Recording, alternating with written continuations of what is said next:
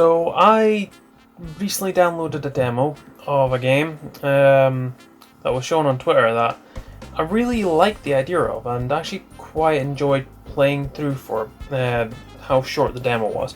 It's a game called Crystal Story. It's really interesting with how it portrays itself because it's kind of a mixture of game types, paying slight homage as well to the WarioWare kind of tropes, the Zelda, I would like to say Mario RPG, along with Undertale as well. These are kind of like wee homages, but overall it's still a really great game for what it's trying to achieve.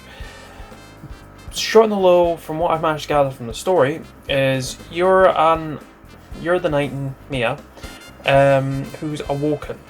You're in a mysterious kind of cave, but the past of the story is that there's two kingdoms, which the names escape me. Long ago were one that were attacked by a big giant dark beast, which was slain by a heroic knight. Once the beast was slain, it split itself into 4 crystals, and these 4 crystals were scattered around the world. Very Final Fantasy plot, like all I need them now to be is element types, and then you've got the Final Fantasy original story. From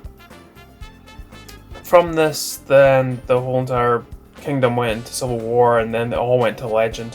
But the beast has been waiting to come back, and that's pretty cool. And you star as Mia, being awoken by a mysterious voice, and just working your way around this cave. Through the cave, you encounter puzzles which can only be very scary, close to Zelda levels of nostalgia for me, because I started playing, I was like, oh, this is pretty cool. This statue has a wee fire symbol on it. I have the ability to fire. Oh, now I need a sword. Need to go find the sword. Backtracking, going through different. And the demo is smart. It allows you to take it at your own pace. It allows you to go at the puzzles in a certain order, but you will backtrack to the next one, or where you've got the ability to take on a certain part of the puzzle. It doesn't hold your hand through them all, which is great. There's no tutorial like you're walking through and all of a sudden a Navi creature pops up, go, Mia, this is a lovely puzzle, watch out for these No, you don't get any of that. That's cool. It does take you at your own pace. It's heartwarming as well, because the one thing that caught me right off guard was the detail into the artwork. The sprite artwork is insane. I do love it. Also, to complement the music as well, they managed to nail on this sort of dark and emptiness of a cave, then reflect in the wee 2 shops that you get. And yeah, just in general, the music, it complements the gameplay incredibly well, to the point where I found myself more lost by the feelings that I was getting playing the game, because I was like, wow, this is really dark, it's really cool, nice new mechanics, the music's really drawn me in, the art drew me in instantaneously. The direction that it's going though is very weird. It's one of those ones that I'll play through to see where it goes. It's curiosity at its best for me. It's not like ones where I'm like, cool, I'm going to play this because like I paid money for it. Yes, I may have paid money for the demo, but it's pay what you like, and that's not bad at all, because you can pay as low as like $2. For me, that's like £1.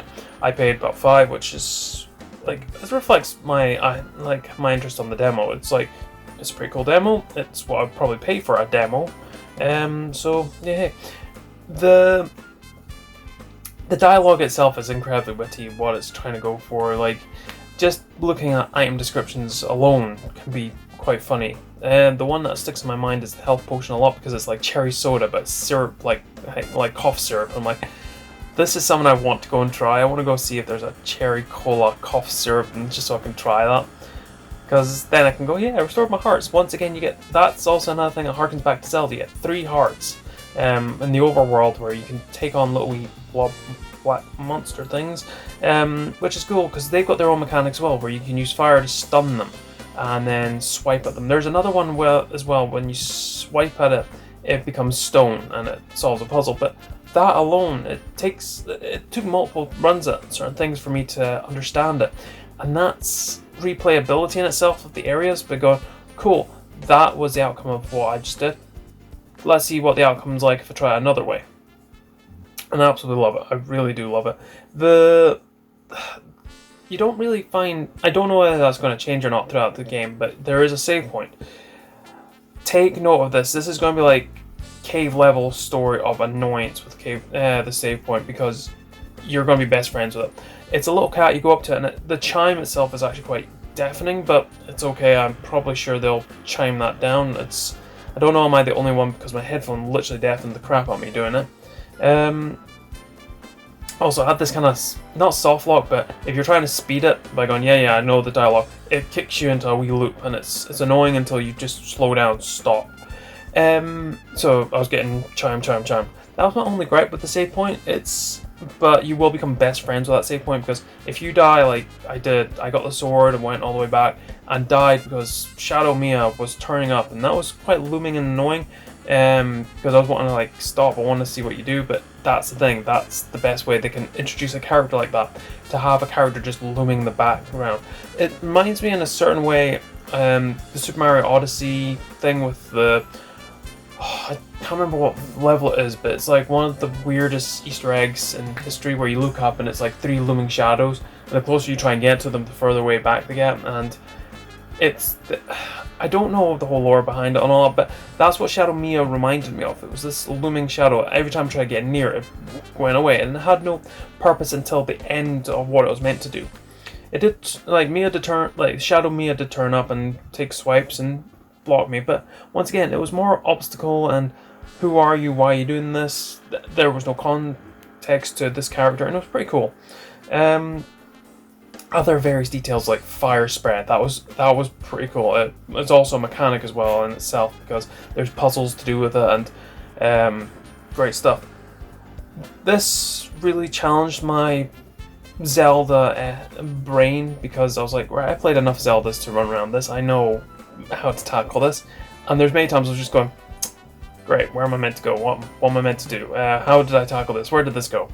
And there's other things I was just like, oh cool, I didn't realize this was a puzzle, and I've solved it without trying, and it makes me feel accomplished in the game doing that stuff. Not the solving it without knowing, but doing a game puzzle like Zelda, it makes you feel accomplished, and that's the thing. The twist becomes very quick once you get the key, go through the door. Everything you've been doing on the overworld, it changes to an RPG or JRPG sort of battle, where you get 4 choices. One's attack, one's charge, where you charge your AP meter, which now starts playing a role. Items for like your health potions and that. Then you get your fire attack.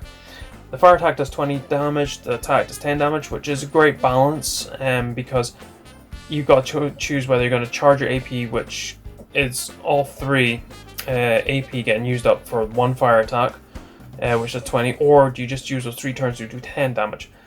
At the end of the boss battle, I realized that you do have to use the AP attack to take out the Shadow Mia, but once again, it's a really great concept, because when you charge up or you're being attacked, you're taken to this, like I said, WarioWare kind of screen that pops up and it says like defend, live,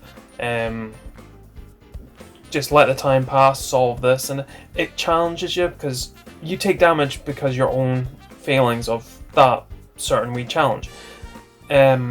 Because that's the thing, I'd rather take damage knowing that I didn't quickly read the screen, or that's pretty cool, because once again, this wasn't telegraphed to me. None of this was telegraphed to me. I could have looked at the whole entire site and read into it and all that, but I wanted to go in completely blind, and this was brilliant, because it was no Navi turning up going, Mia, watch out, she's about to do a great... No, none of that.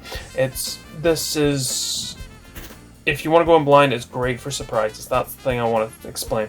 Once beating the game and going back onto the site, I realized that there were screenshots of it. I was like, oh, cool. Should have looked. But I was happy I didn't. There was also a twist. Once you beat it and progress the story, it does flip you to, was it a dream? You wake up in a lovely bed. The spider shop teller is actually your mum, or a mother type character to you, which honestly, Goat Mom in Undertale was brilliant. I loved Toriel. Spider Mom's the next biggest thing for me. It's like, hey, look, Spider Mom! And it's so cute and adorable, and just things going on about it. It's so wholesome in that. But the demo ends after those scenes. It's left on a bit of a cliffhanger about your brother, who you're informed in this whole entire scene about, and things that are happening, etc. And this is where the interesting part happens. It cuts it off and it's left on this sort of, well, what happens next? What's coming next? And if you follow their Twitter and that, you see bits and bobs, what's going on, and I'm getting really excited for it. The pros are, the music is so good, it reflects it very well. I love the home theme. It just kicks you in the whole, like, oh, it fits the game. That's what you want. You want to fit the scenes. I'll be damned if though I can't remember how some of them go, but that's just because that was one playthrough. I've had only one playthrough of this game, other than one other segment. The puzzles are brilliant,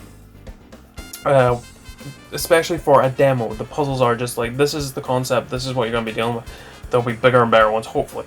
Like I said, the art's brilliant, surprising twists and surprises everywhere. I do like it, it's pretty cool. Negatives, there are not a few, but just one or two, and I don't know whether they were just specific for me, or I don't know if anyone else come up with these, or were they deliberate or what. So I'm looking for critique back to these negatives. It's a short demo, but I understand why it's a short demo. It's a tech demo, but I would have liked it if it did more, because honestly, other demos I've played and other like projects and that, their demos last a wee bit longer, but that's because they got replayability of going, grinding and all that and stuff, and other things I can do with it. That's cool, but the demo was pretty short if you know what you're doing. The only thing that elongated it, which is the next thing, is the slowdown. Now, I had it on windowed mode, and I hadn't tampered with any of the settings, apart from the CTR settings, but one of the things that got me was, I was in the boss battle. Yes, I was recording at the time, but I went back and did this without recording and closing every other program and window down and everything, making sure I had the bare minimum running. The boss battle, as soon as I get to a certain point in it, just completely slow down to a near enough halt at certain points. And it was, I remember which one that triggers it. It's when it's like survive and it's the wee black ball that chases you. The slowdown is insane. I don't understand why that is, and I don't know, is it my PC or what, but I can run pretty high-end spec games right now and not have any slowdown.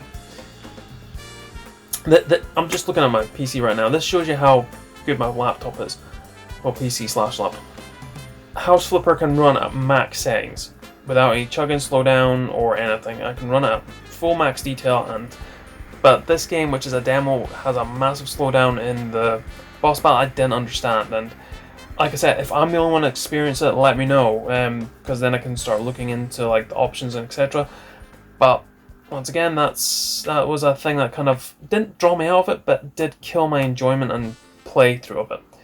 Because once again, I beat the game and then I came back and was like, right, let's just see, blah blah. It was just so, it was jarring that that's the only part that I had trouble at. Not the boss battle. The boss battle was actually pretty well thought out and really great, but once again, that's the only thing that did my head in. Also, the option at the beginning of the game, which is the CTR scan lines, like a TV. Now, I love games that do this. Like I said this before in other reviews and that. However, when like at the beginning it goes, would you like it on or off? And you see it on or off, like a wee test screen. The on screen was super harsh for me, and like I said, I don't know if this is my display or not, so I just chose to have them off because, like this, the CTR wasn't really gelling well with it, and that was my only other gripe I had about it. But other than that, the pros completely outweighed the cons. Now, who knows? They might have fixed the boss or fixed the demo and that, but that's my only gripes. And for what comes out brilliant in it against the neg, I think that's brilliant. Like I said, this could be fixed between the full release and another demo patch or whatever, but for all I know, it's a really great game. I'm looking forward to the full release and I cannot wait to play it. I just hope that I don't have to wait too long to experience more of the game or see that it's close to. I just don't. I'm so excited. I just don't want to wait too long for the game effectively, because it's been a while since I played a puzzle game. This shows you how well it did its job for a demo. I went and got a Game Boy Advance off the shelf, just stuck a Minish Cap and started playing that after, because I was like, I gotta itch to sell this thing. Anyway, I do hope you've enjoyed. yeah, this has been a quick shot, even though it's been 14 minutes odd. Hope you enjoy. Thank you for watching.